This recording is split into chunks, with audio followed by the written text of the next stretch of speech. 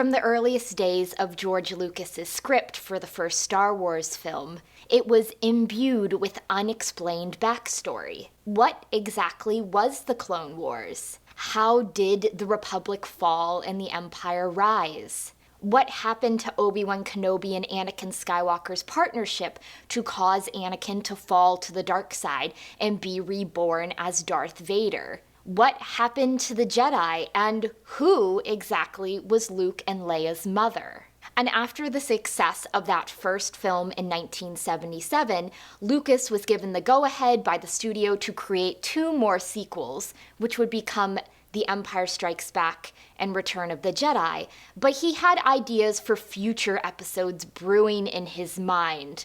The number of total Star Wars episodes varied from 12 to 9, but usually 9.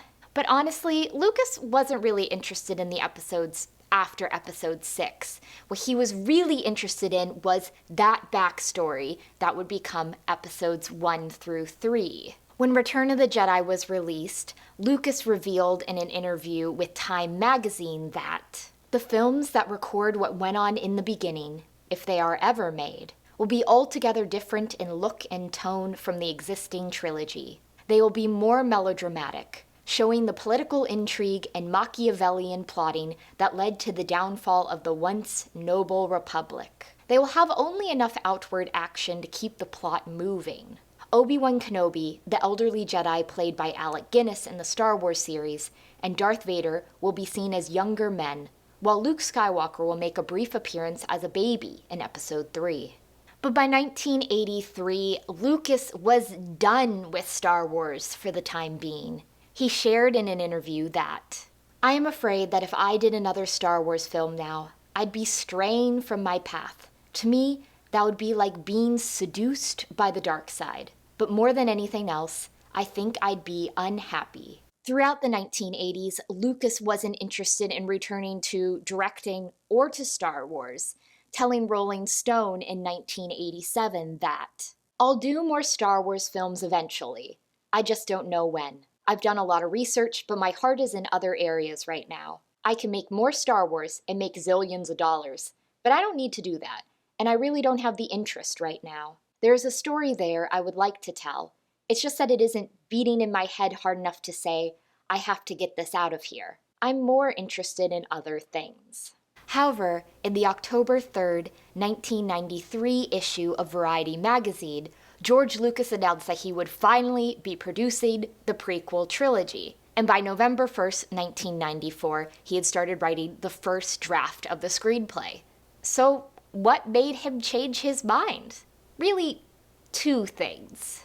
The first was that digital effects and computer-generated imagery had finally progressed to the point that Lucas's ideas felt plausible and more workable. In an interview with Wired in 2005, he explained that, "We had made such advances at Industrial Light and Magic, especially with Jurassic Park. That was the watershed of being able to create realistic characters using digital technology. So I thought about it again. I could do cities like Coruscant, I could do a pod race, I could do other things that up to that point had been impossible." The second was that Star Wars was currently experiencing a renaissance after the post-Return of the Jedi drought. With the release of Timothy Zahn's Heir to the Empire from Bantam Books, and Tom Veitch and Cam Kennedy's Dark Empire from Dark Horse Comics in 1991, the floodgates were opened for more Star Wars books, more Star Wars comics, Star Wars video games from LucasArts, new Star Wars action figures from Kenner, and a vast array of merchandising options. Star Wars was now very, very profitable, and the audience was clearly in place for Lucas's films. I don't want to touch too much on all the permutations that the Star Wars scripts have gone through. If you are interested in that, I recommend checking out Michael Kaminsky's The Secret History of Star Wars, which really breaks down what the scripts said when. But suffice it to say that after Star Wars, George Lucas had originally envisioned the prequels as being Obi-Wan Kenobi's story. But once he started to work on them, he realized that it made a lot more sense for them to be Anakin Skywalker's story, so that episodes 1 through 6 would show the rise, the fall, and finally the redemption of Anakin Skywalker / Darth Vader. He also did some tinkering with the chronology of the Star Wars universe, which is most notable in the fact that The Phantom Menace takes place 32 years before the Battle of Yavin, Attack of the Clones takes place 22 years, and Revenge of the Sith takes place only 19 years before the Battle of Yavin. In his original reckoning, the Clone Wars had taken place a bit farther in the past than he eventually decided on. But what did that look like for the expanded universe books coming out at the time? Well, there were surprisingly few prequel novels released until Attack of the Clones came out in 2002, which then saw the introduction of the Clone Wars Multimedia Project, an attempt to tell the story of the Clone Wars through books, through short stories, through comics, through a 2D animated cartoon show, through video games, and much, much more. With most of the Clone Wars taking place in between episodes 2 and 3, the expanded universe novels were the perfect opportunity to expand on that story and show examples of the different campaigns and battles that occurred. And not even the post-Return of the Jedi books were immune to this prequel fever, with Tatooine Ghost and the Dark Nest trilogy especially relying on information that was conveyed in the prequel movies so that the original trilogy characters would come to learn more about their past and their family connections. So my memories of the prequels is being so excited for the release of The Phantom Menace, but then finding the reality not quite what I had envisioned.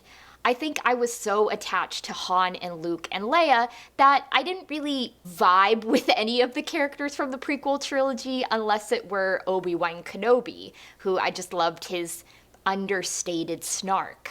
So I read most of the books that were released when the prequels came out, but I definitely know that I missed some along the way, and I'm interested in revisiting them, seeing what I think this time around, what I missed out on, and whether my appreciation of them has grown at any point in the meantime.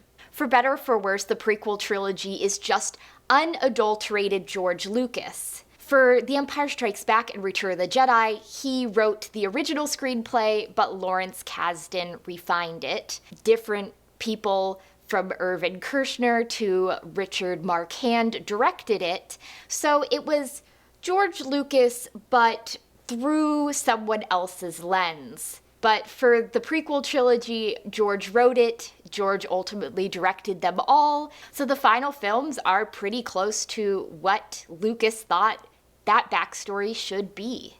So, for 2022, I decided to reread the Prequel Era novels that were released between 1999 and 2005, plus a smidgen of other novels like Survivor's Quest and the Dark Nest trilogy that were released within that same time period.